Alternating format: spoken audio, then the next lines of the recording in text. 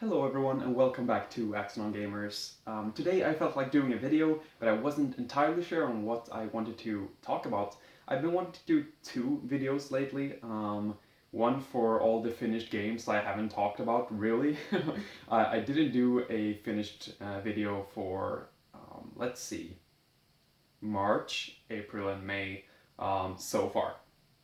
So my idea today was to bundle those together. Other than that, the other video I felt like doing was the pickups of the month.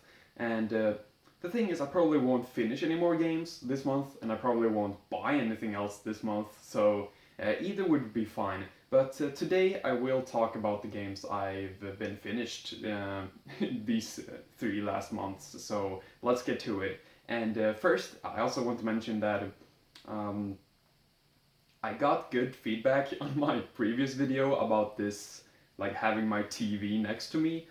Today I won't be playing any music though, but just to make it look a bit different than usual. It's a nice change, I guess, and this is quite subtle. The only thing we can see from here is my beautiful theme, and of course that Dustin likes Persona 5. How about that? We all do, and I will be talking about that game today. So, without any further ado, let's get right into the games. And back in March, I did finish Zelda Breath of the Wild, and I did make a video about this game. So if you want to hear what I thought about the game back then, you can always go back and listen to that video. However, the thing is that I do not like this game as much anymore.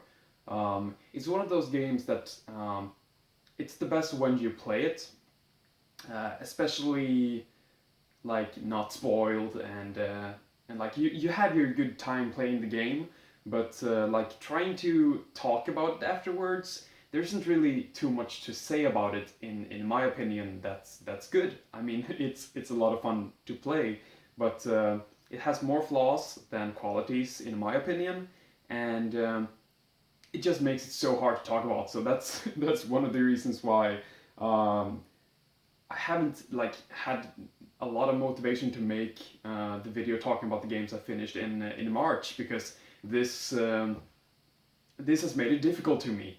The thing is, I feel that this is quite a step down from Twilight Princess in many ways. And while it has a lot of new ideas that I really liked when I played the game, I could feel that throughout my adventure, the game would get worse. I mentioned in my finished video for Breath of the Wild that there was a time during my playthrough that I felt the game was perfect. See, since it's such a huge game, it's hard to make the whole game as good as when it's the best, if that makes sense. So there will be times when you feel like it has everything going for it, but there is a lot of times where it feels the opposite, and I think those times were the majority of the experience. Unfortunately, to me at least. So I say beat this game for the story. Like if you can finish it, I don't want to say like never stress a game. Always have fun, and as long as you have fun, play this for as long as you want to. Go over 100 hours or whatever you feel like. But I finished the main story in 40 hours, and then I beat all the shrines in another 40 hours. So for me, this was a 80-hour game, and the reward you get for finishing all the shrines is actually really cool. So I'm very happy I did. I want to compare the shrines to the stars in Super Mario 64. Optional things you can do if you want to, that expands the game, but it's more of the same every time. Like, if you're getting all the stars in Super Mario 64, you're gonna replay the same level over and over again, and that's what I felt doing all the shrines in this one.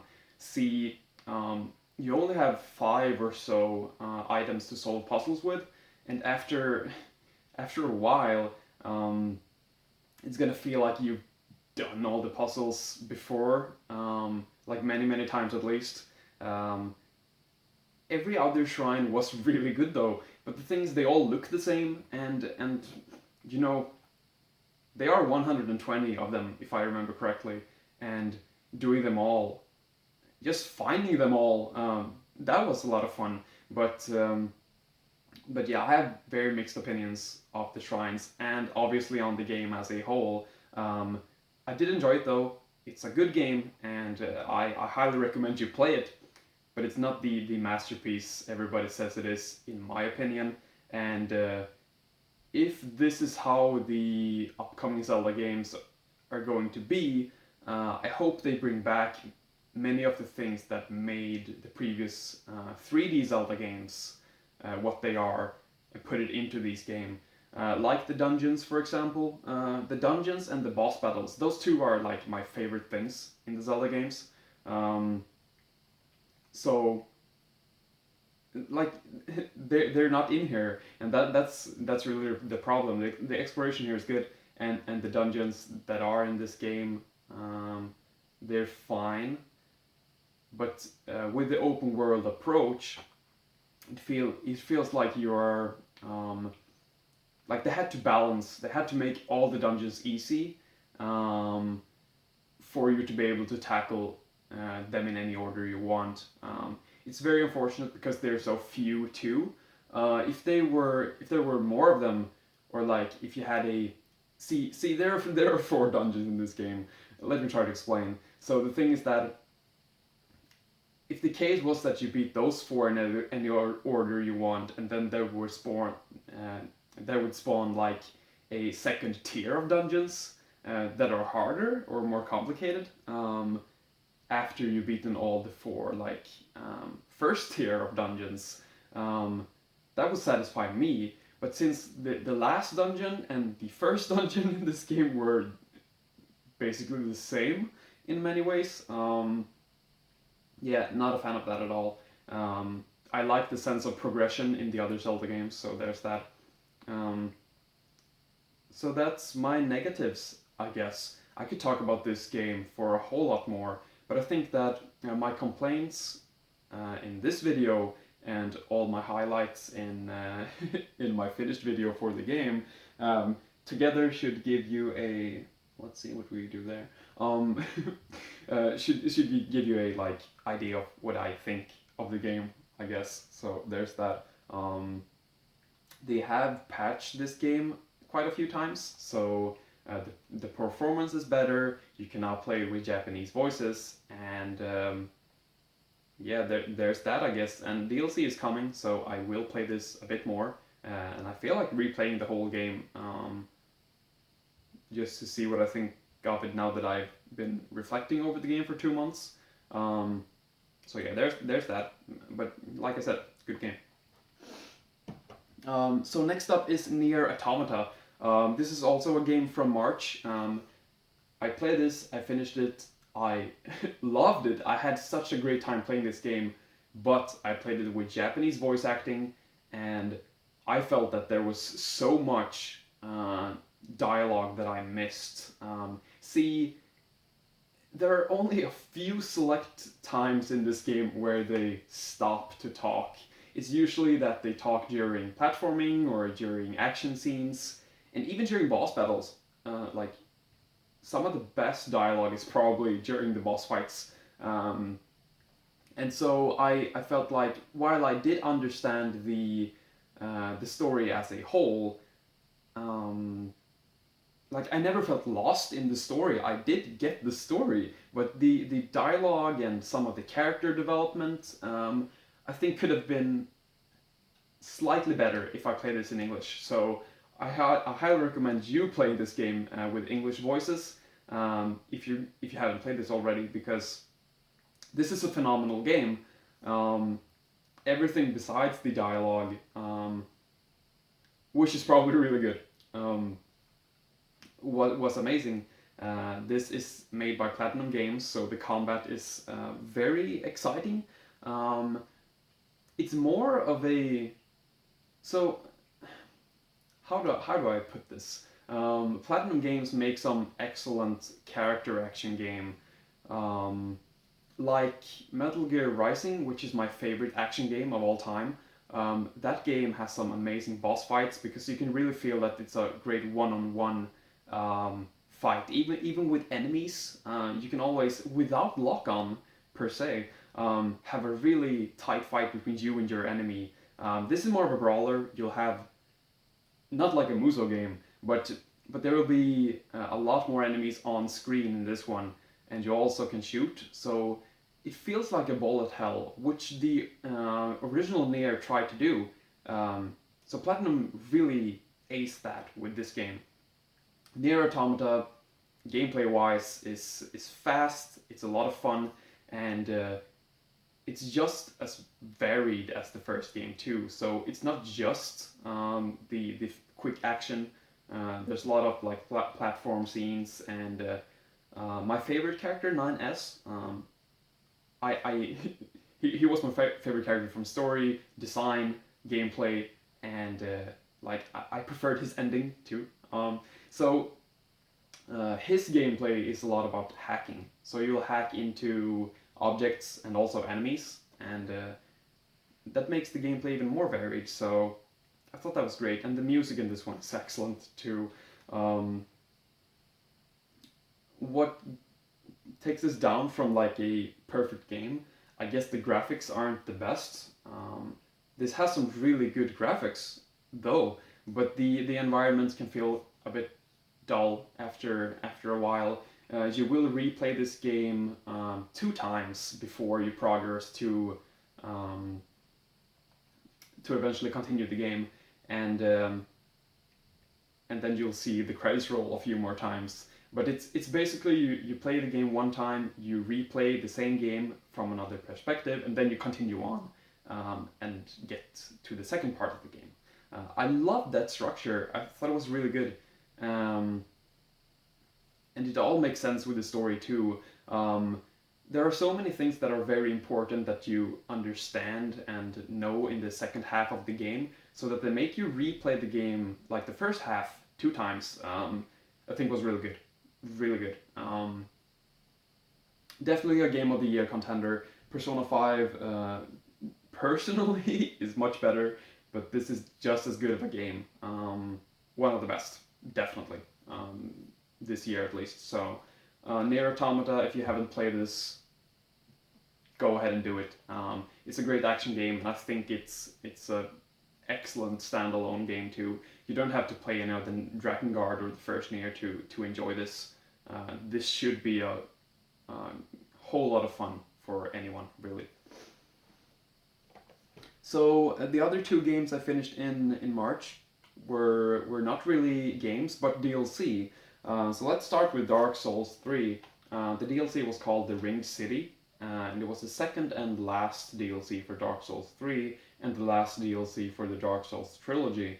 And it really set the mood for the DLC. So good. You see, it's not as long as the Old Hunters, which is my favorite DLC. It's for Bloodborne. It was more of an expansion pack, that DLC. So this is a cheaper DLC, but still very long. It took me 15 hours to beat. And in this DLC you will find like 4 or 5 bosses with some great variety. You will find a lot of new weapons, a lot of new armors, and it's not just like one area, which I think the previous DLC, Ashes of Ariandel, that was like the snow area. This is much better. So the Ring City, a really good DLC. I don't want to talk about anything in the DLC in particular to spoil you, but you do get some really good rings in the DLC. So if you have the trouble with the main game, I guess you can always like get those. But yeah, I'm really happy with that. I did let's see, I didn't stream it, but which I've done with the Souls games before. With the Soul games, I like to just sit through like a whole day off, playing through as much as I just can. And I did beat this DLC in one go. and it was a lot of fun. But we'll see how I do with like streaming and Souls in the future. I haven't played Dark Souls 2, and I'm very much looking forward to do that sometime. Um, but I think I'm done with Dark Souls 3 for now. If they release this on the Switch, I'm gonna play it for sure because I want to play more Dark Souls 3, but I'm so done that I feel that I need another reason to, and the game to be portable would be reason enough. So there's that. Next up we have Final Fantasy 15. It got a brand new DLC called Episode Gladio. He's actually on the other side of the steel case here. So the party member Gladiolus got his own DLC, and every other party member will get their DLC in time. But his was the first one, and it's a very short DLC, but it has brand new enemies, music, combat, story too, obviously. So it's like a whole new episode for the game. And if you're as huge of a fan of 15 as I am, or if you just generally like the game, I think you should play this. It took me like an hour maybe to do everything, but still, it was a whole lot of fun. And the music, at first I thought it was Nobuo Uematsu who made the music because it sounds very much like the Black Mages, his rock band. But it turned out it was somebody else. But the new like battle music and boss theme in Episode Gladiolus sounds very much like something that Nobuo Uematsu could have done. So as a Final Fantasy fan, definitely check it out. Like really, at least on YouTube or something. So what can I say more? The same patch also added in the ability to play the same gameplay from that DLC in Chapter 13. Personally, I'm a huge fan of that chapter. I thought it was great. We can talk about that some other time, but it was nice replaying it from another perspective because you did get more story, more dialogue, and yeah, more gameplay, more 15. Always a good thing to me. So very happy about that. Moving on to April. In April, I only finished one game, and that was Persona 5. I did a lengthy video talking about Persona 5. So yeah, go watch that if you're interested. I didn't like make any notes of what I wanted to do, or what I wanted to say in this video about the game. But what I can say, other than or like unlike Zelda, is that I still like this game just as much as I did when I played it and when I finished it, and it remains my game of the year, 2017. This game is perfect to me. I always talk about the perfect game and what a 10 is, but yeah, this game couldn't have been better, in my opinion. And yeah, that's something I want to mention today. One of the reasons why this is so good to me, or what makes it so cool, really, is that if you compare it to the other Persona games, you have Persona 1, which is like their first attempt to do something new. Those are generally not the best game in the series. The sequel is probably, or like most of the time, a lot better, which I heard Persona 2 was. But that's two games. So comparing Persona 5, like the vanilla version, to something that's two games, and on the PSP, probably even better, but still two games, is unfair. So that's what makes this so strong, like as a single game. And the same could be said about Persona 3. That one got a enhanced version on PS2, where they added a lot of stuff. And then the PSP version, which I prefer. But still, that's like a port and a remake. And this is the good old vanilla version of the game. And then we come to Persona 4 Golden. And Persona 4 and 5 are so similar, where I think Persona 5 is a lot better. Anyway, and comparing it to Golden, I still think this is better than Golden. But then again, Golden was a enhanced version with a lot more content and a lot of things fixed, where they took like the worst things about a game and actually like made them a lot better. So imagine what they can do with this game. This is already perfect to me, like I said.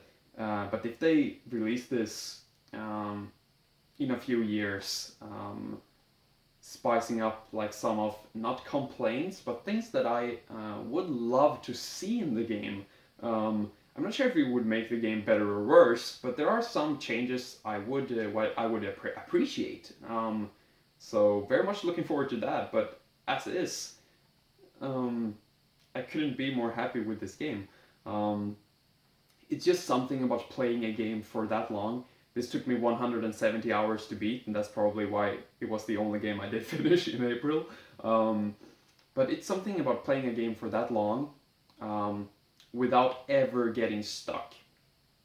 Like, you can't get stuck in this game. It keeps moving forward by itself. And the side quest is something you have to do at set times. So it has this great structure, and it's really amazing, because I can play a game for over 100 hours, but that's probably me grinding or like collecting trophies or just running around having fun personally. But this is over 100 hours as it is, because it's just that good. So yeah. Enough rambling about Persona 5, but if you haven't played this, make sure you have time for it before you do, because as I say, it is a 100-hour RPG, and if you play it on hard like I do, it's a lot more, and if you 100% the game like I do, or like I did, it took me 170 hours, like I said, so, and to do that in like 1 month, to do that in like one go, that's one of the best gaming memories I have now, and one of the best experience I had with a JRPG of all time. So do not play this with a lot of games lying around. Finish your you can finish your backlog, but I mean, like, clean your backlog and presence of mind or something, I guess, before delving into this, because this is one of the best and one of the games I recommend the most of any in my collection. So that's Persona 5. I will stop there. I was going to move on to the games from May, the games I finished now, but I still haven't decided if I want to do finished videos talking about the games, each and every one of them, before like giving them my second thoughts and final impressions, like I did now with these games. It's probably a good idea to actually wait for a bit before doing these videos talking about so many games at the same time. So I'll probably do that. So expect more videos on games separately, and then I'll probably do the video for May in a few weeks or something. But that'll be it for today, so thanks a lot for watching, and until next time, take care and get gaming.